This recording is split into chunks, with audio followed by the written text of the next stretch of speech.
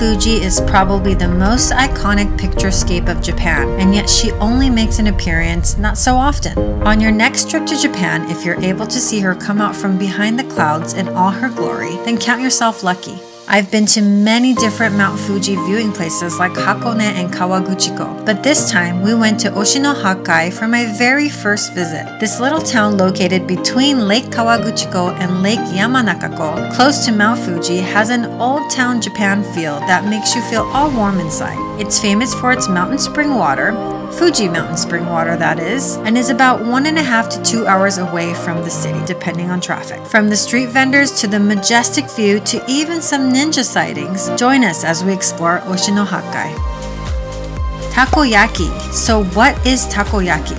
Directly translated, it's octopus fried. Tako meaning octopus and yaki meaning to fry. It is a ball shaped consisting of an octopus inside of a pancake-like batter. The traditional style of cooking takoyaki is in a holy griddle like this one, flipping them one by one with this takoyaki stick flipper.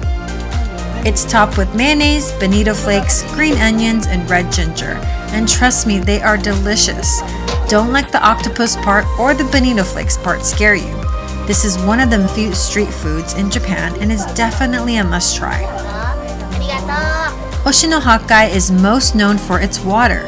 It comes directly from the snow-capped Mt Fuji and is supposed to be clean, cold, and delicious. The main store here has empty bottles for sale that you can go and fill them up with fresh water. Hakkai literally means 8 seas. So naturally, the area is made up of 8 ponds and there is definitely no shortage of water here. There was a big lake in the middle of the town with a ton of koi fish where many visitors could feed the koi fish and watch them do their dance. There is definitely no shortage of visitors and tourists here, so keep that in mind when visiting. There were many tour buses in the nearby parking lot, which tells me it's frequented very often by visitors and could get crowded at some times. You can find many restaurants, souvenir shops, and food vendors around the ponds which sell vegetables, sweets, pickles, crafts, and other local products. Just a few minutes down the street is a ninja village where supposedly ninjas live and train. Curious, we had to make a stop. Please note that there is an entrance fee of 1,000 yen, which is about $10 US, to go beyond their general store. We took some fun purikura or Japanese photo booth pictures with ninja backgrounds and then proceeded to pay the 1,000 yen entrance fee to watch the ninja show and walk their grounds and see their training areas. It was a beautifully serene area, not a lot of tourists here, so we were able to have a much more relaxed and quiet time. They didn't allow cameras into the ninja show, but I will tell you, I was pleasantly surprised. It was a small show, but because of that, every member of the audience felt like they were up front and center to the show and was probably not even an arm's distance from the stage. It was a very entertaining 30-minute show with some audience interaction.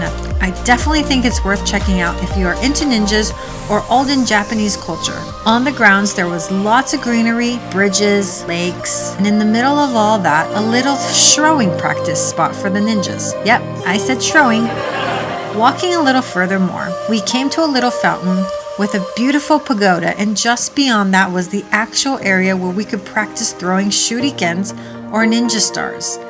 They also had what they call Blowgun, which is basically a poison needle you blow through a small tube and stick someone in the neck with the poison from the needle. You do have to pay extra 500 yen to try it out. It's about $5 US, but it was so much fun learning how to be a ninja. I highly recommend this. We threw stars and blew the needles. Both were fun, and based on your throws, you accumulate points and you get a prize at the end.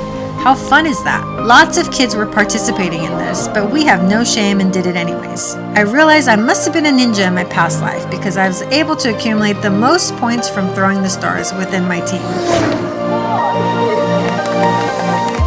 Here's my dad giving the blow needle a try. Miss Ninja Helper spins the wheel and the goal is to try and get the other colored areas to get the most points. Good job, Dad. Not too bad. My turn to try the blow needle. This is actually pretty fun and recommend coming here and trying this. I mean, how often can you be a ninja? About another 45 minutes away is the famous Chureito Pagoda. I have seen so many pictures of Japan shot here and have always wanted to come here. It's a bit out of the way and you have to walk about 100,000 flights of stairs. Okay, it was probably about 10 flights of stairs, but they were long and felt never ending. But once you get to the top, oh man, is it worth it. The 360-degree views are unreal. A few more steps up gives you another perspective with the pagoda as part of the landscape, and this place really takes your breath away. You can sit here for a long time and just take in the views and relax. Mt Fuji would be in the backdrop as well if she would have cooperated, but alas, she did not. Nonetheless, I highly recommend this hike up Arakurayama Sengen Park to the Chureito Pagoda. All the stair climbing made us hungry and we spotted an Iki Naughty Steak on the drive home. Iki Naughty Steak is a chain restaurant in Japan which started with a very unique business model of serving very good food but with standing room only. Today, it's changed to include seats for guests, so we got to sit and get some yummy steaks on a cast iron plate topped with butter and garlic and a near perfect fried rice. They don't have Kobe beef here, but it was still very tasty and very well done. The tables have all the utensils and sauces and dressing to use as you wish. They even give you bibs to wear from the sizzle from the cast iron skillet.